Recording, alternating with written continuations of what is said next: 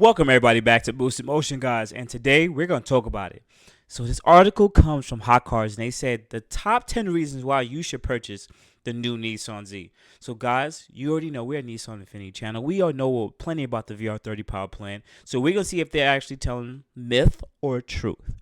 But anyways, for my Boost Motion family, I know you guys have already hit the like button. Thank you guys for your support. If you're new to the Boost Motion channel, I am Boost Motion. I'm a Nissan Infiniti enthusiast, car enthusiast, and I report the news. So do not shoot the messenger. So guys, let's jump right into it.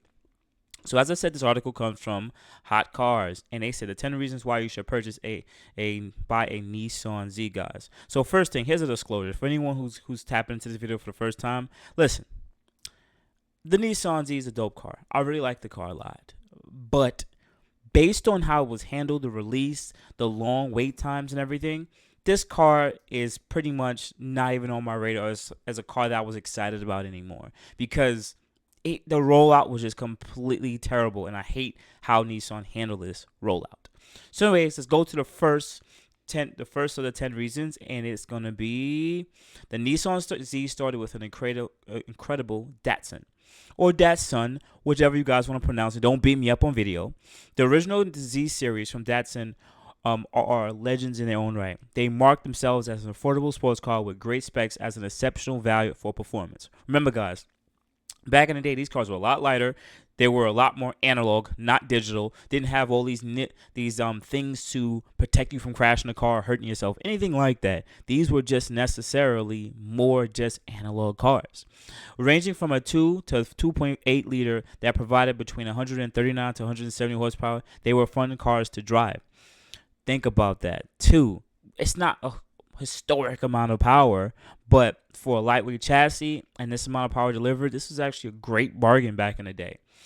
So let's move on to the next reason. Design that effortlessly blends the classic with modern. Now, I do like the design of the new Nissan Z. It does feel dated now because it took so long for Nissan to, pretty much roll out these freaking cars. They took super long to do it, but nonetheless, I do like the design of the car from the rear end to the side to the front end. Once again, I'm still not a fan of the grille. It's okay, but I think they could have done more. But I guess because of the cooling radiators, such as the front heat exchanger and other points of the car, because it does have a V6 twin turbo that does need additional cooling.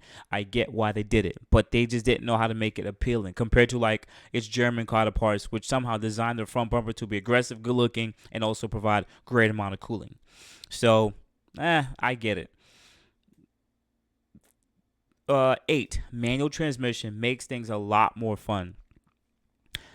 I would give them this. We live in a modern day and age where gasoline engines are pretty much going, they're not going away, but they don't make large displacement V8s as much as they used to, or even powerful V6s. Like, we're not on that anymore. What's happening now is we're going down to 4-point or 4-cylinder motors with some kind of turbocharger because it's easier. I guess the carbon footprint's a lot smaller, easier to maintain, I'm assuming, and usually better gas mileage. Well, that gas mileage part is up in the air.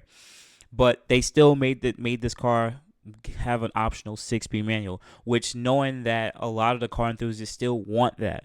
Guys, you got to remember, we're going through this transitional phase of older guys, the boomers that are dying, and like the younger guys coming in, which still used to seeing 6-speed manuals. But we live in America where most people drive automatics, and the traditional automatic is now faster than the 6-speed manual. There was a point where if you drove 6-speed manual, the car was actually faster than automatic, but that was because you were compared to like a 4-speed automatic. Now we're at the day and age of 7, 8, 9, and 10-speed automatics that shift super quick, and to be honest with you, they're much better than the manuals.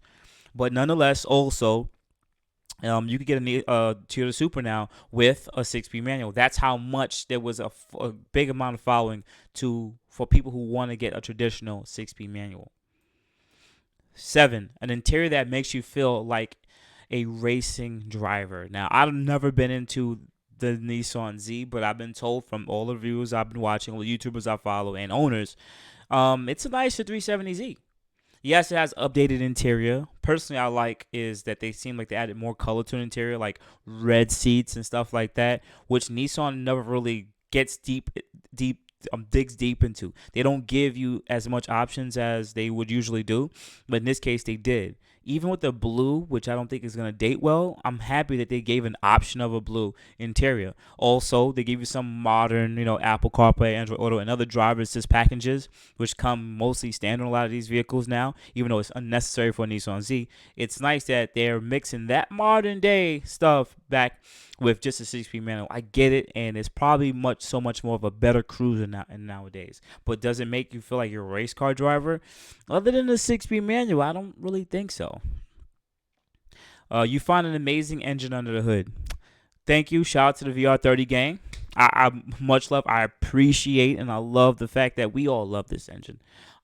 But let's be fair here. This engine's been out since 2016, and people are now getting a Nissan Z saying, "Oh my God, this car is so fast." And it's like, bro, we've been doing this since 2017, bro. This ain't nothing new. You don't got no new secret sauce. You just in a lighter package and a new look. So I get it. I like the Nissan Z, but the engine's dope, and there's not much engines out there on the level of V6 that really could compete other than German competitors. So shout out to Nissan Z or VR30 for being one of the last technically V6 twin turbo vehicles out there for a relatively cheap price. Endless modern options continue.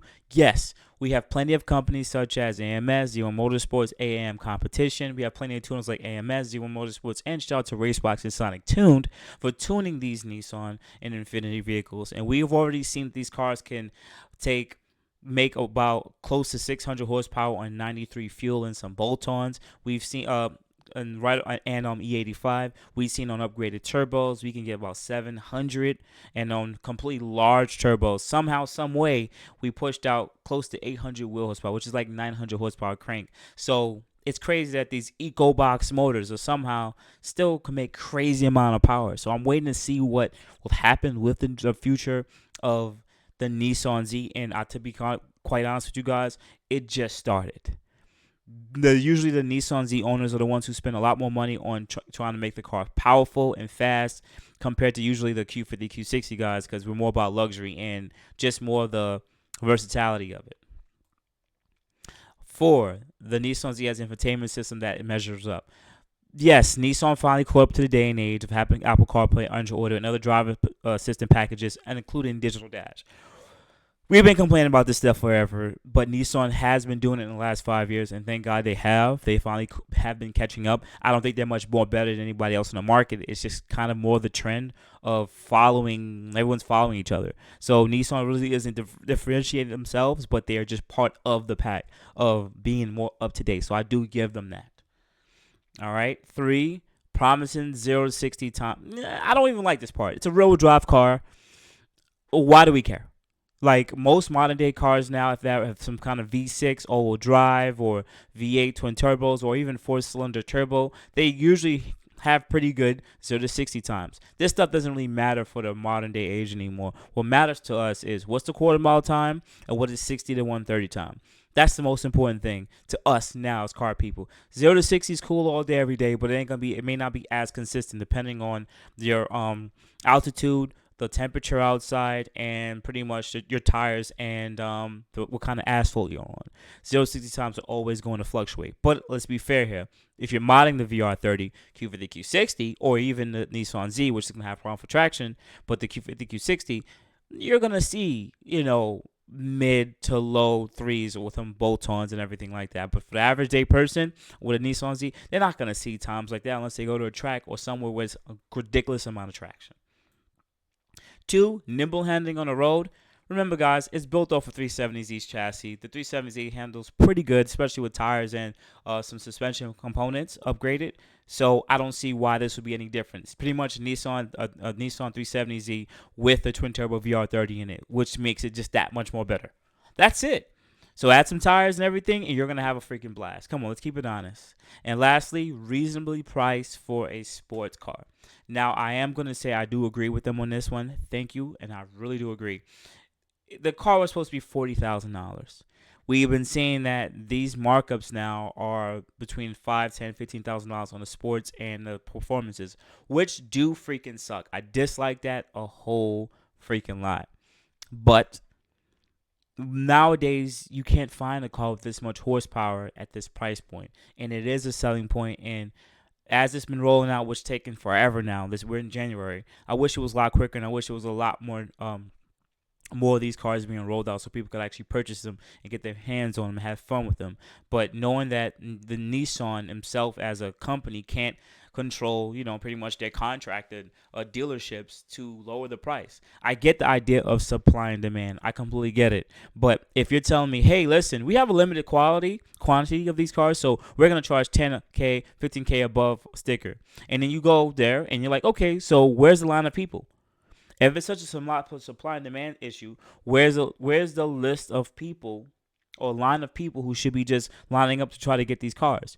It hasn't happened. Don't let these Nissan dealerships tell you anything different. It's not happening. They're just charging over this price just to see if someone could walk in and want to purchase it. But as time goes, they're going to keep lowering the price, and sooner or later, more and more of these cars are going to be sold for MSRP or lower. Period. We're in a rising interest rate climate right now. We're pretty much in a space where people don't really have money like that, and usually some of the slowest buying times are usually in January and February, and even sometimes even December. So yeah, they're gonna have to hold these cars for the next 3 to 4 months, and we're gonna wait and see. As the prices become more fairer, there's less competition because there really isn't. The cars will finally sell for 40K, and I can't wait to see it. And personally, I would only pick up a Sport for like $40,000. That's it. I don't want anything else. That's it.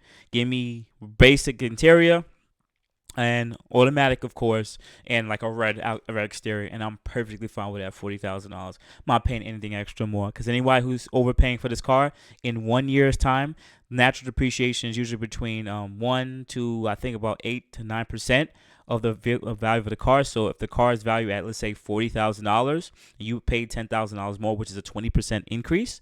Guess what happens to you?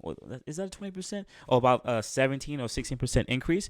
Guess what happens to you? Guess what happens to you? You're going to be 25%. What am I talking about? 25% increase. So guess what happens to you? Not only when if you try to go trade the car in, the car is only going to be worth like $35,000, $34,000, but you paid 50.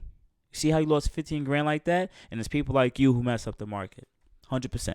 Outside of that, guys, you have a good morning, good afternoon, good night. Thank you for banging with your boy Boost. I just wanted to give you guys my honest opinion. I didn't really read too much from the article because I don't think the article is really doing a good disservice for the Nissan Z. They're saying things that honestly I don't think really help that much and help them sell cars that much. They're just throwing out thoughts in their head, and they just honestly just want to make an article. Outside of that, guys, I appreciate you. You can add me at boostinmotion IG, Facebook. Also, you can send me an email at boostinmotion@gmail.com. Otherwise than that, guys, I appreciate it. You guys have a good day. Thank you.